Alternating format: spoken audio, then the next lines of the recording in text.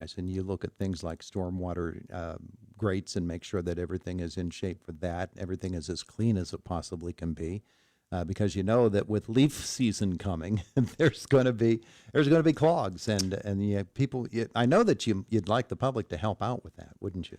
Yeah, and I mean, if they encounter a stormwater grates it's plugged with leaves, just let us know. We can get out there, and usually after the rains, we'll take a drive around the township and see if any of the inlets are plugged up. But sometimes if the pipe is plugged, we don't notice it until it's actually raining and it's backing up. So Yeah. when we encounter a situation like that, we can get the jet and the equipment out there and get those leaves blasted out and cleaned up. Are there other things that you need to do in terms of getting ready for the fall?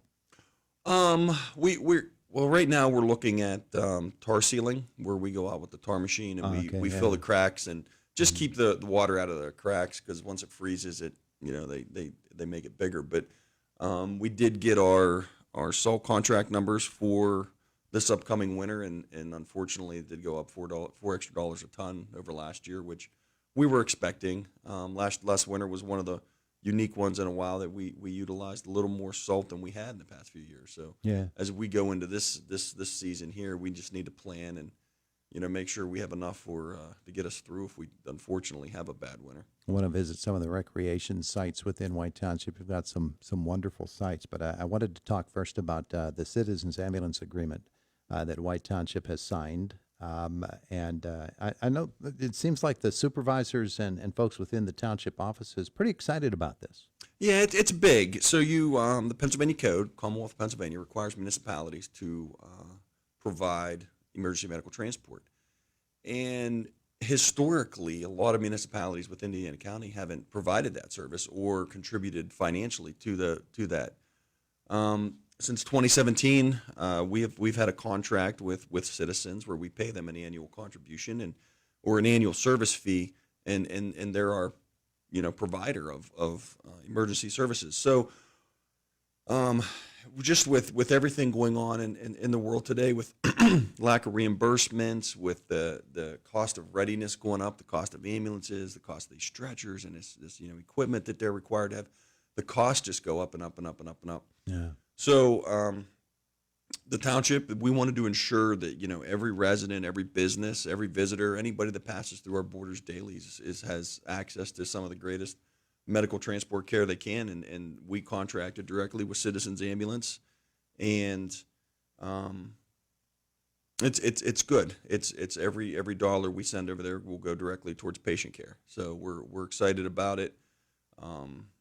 We commend ourselves on having a high level of service for emergency services. We have state police that do a wonderful job. We have the Indiana Fire Association does a wonderful job, and here we are with Citizens. They've been around for 60 years and continue to do good things in the community and be there in times of need. So looking forward to it. Yeah, as the largest municipality within Indiana County's borders, it really is a very, very big deal that you got that done. Yeah, I mean, when you start to think about how many people drive through the township on a daily basis, how many come in here to shop, how many eat, students are coming to school.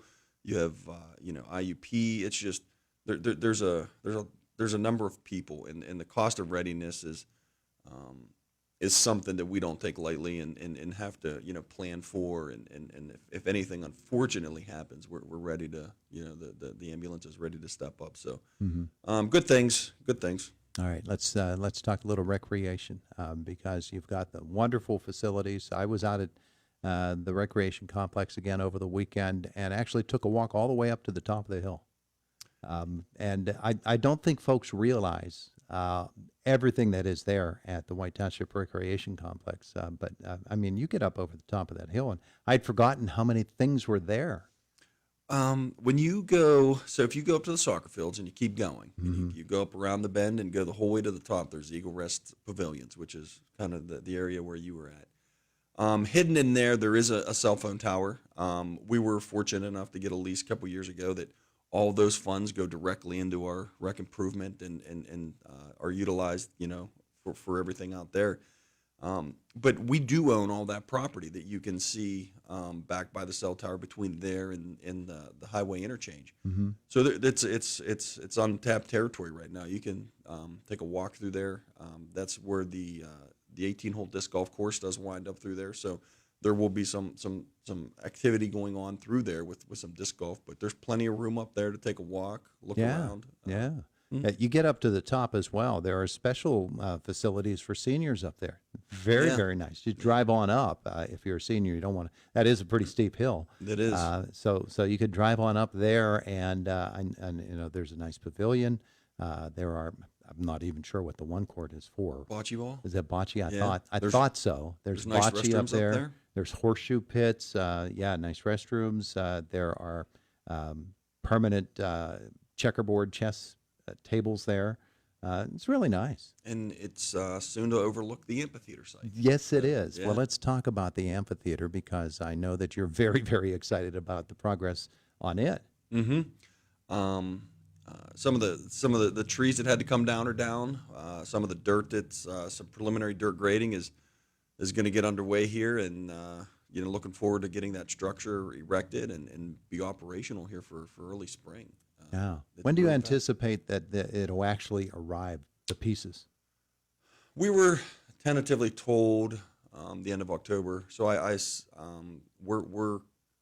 think that the bulldozer's coming next week to do the final pad site, and then so we're ready to go at that point once that dozer gets its work done. Mm-hmm. So we're ready to go. So whenever it shows up, we're ready to erect it. But we were tentatively told the end of October. Yeah. Well, it's going to be something, and just to think about the possibilities of what that amphitheater will offer, concerts, plays, whatever it happens to be, you'll have the opportunity to have people come in on a summer evening and spend that time there, and it's just like the movies. Yeah, we can incorporate some of the food truck events and things like that. And possibilities are endless. So Yeah. it'll be exciting here when it actually gets open. And Ball fields are always busy at this time of the Yeah. year. You've got the is that the over 40 league that plays it on is, Sundays? yep. And down on the side, there's some other leagues that are going on, and then up on the soccer fields, it's every night of the week, Mhm. in-house on Saturday and travel on Sunday. So soccer fields are busy. Yeah, they're busy. And this time of year. inside the S&T Bank Arena, they're Ice is skating. down. Yeah, ice hockey.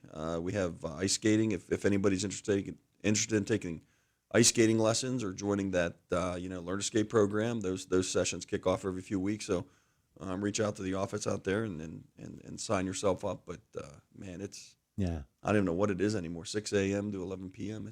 It's ice is open out there all the time. Yeah, it's a really busy place, and people love getting out on the ice, and that's one thing. One side of the building, the other side of the building, there's always something going on there too. Yeah, we have the turf over there, the indoor tennis, indoor pickleball, the basketball court there being used, and it's a multi-use space, and just a little thing that our County Association of Township Supervisors, we get together twice a year, once in the spring and once in the fall. Really couldn't find a good venue for this fall to host the event, and we're going to set up tables, chairs, and our screen and our projector and our podium on the turf side, and we're going to utilize that space for our fall convention. And the price is right since it's our facility, but it'll be an interesting use of the space, and looking forward to that. But When is that? It's all the township supervisors in Indiana County get together. Usually have a couple speakers. Usually talk about current events with what are going on in the township, second class township code through the PSATs, which is our state association. They typically send a speaker and provide us some insight to what's going on in their world. So it's just convening supervisors And all when? around the county. It's the second week of October. Okay, all right, that's a big event. Yeah, it's spring. There's maybe a little over 100 people in the fall. Here we're probably in the 70 range. So. All right, so that's coming up, and so that's a very, very busy facility. The entire White Township Recreation Complex is, but there are other facilities within White Township, and Kennedy King Park is one of those. And you're doing a project there. Yeah, if you're over on Kennedy King Park, you'll notice some orange paint and some flags and such. But the Kennedy King Park restrooms that we talked about a year ago They're finally in the home stretch of being delivered, and that is a pre-built building. It's coming from Norwalk, Ohio. They're going to bring it in on a big truck, and then we're going to utilize Sky Point Crane Service, local contractor here, and they're going to pick this restroom up and swing it off the truck and set it down on a footer that our crews will be building here in the next week or so. But it's a good project. It's if you're familiar with Kennedy King Park, we have the pickleball courts, basketball courts, some playground apparatus, and then we have the softball field there. And we usually utilize porta-johns over there throughout the summer months. So now to have a permanent restroom facility over there will be really nice. Yeah. So all of that is going on. Meanwhile, the business end of White Township continues to progress as well. Got Planning Commission tonight. Planning Commission tonight, full agenda. With everybody has seen the some of the construction along Oakland Avenue, and that continues. We're seeing some additional development around the township. Tonight we're reviewing a site plan for Sheets out on Warren Road there at their site. We have the restrooms on here for Kennedy King.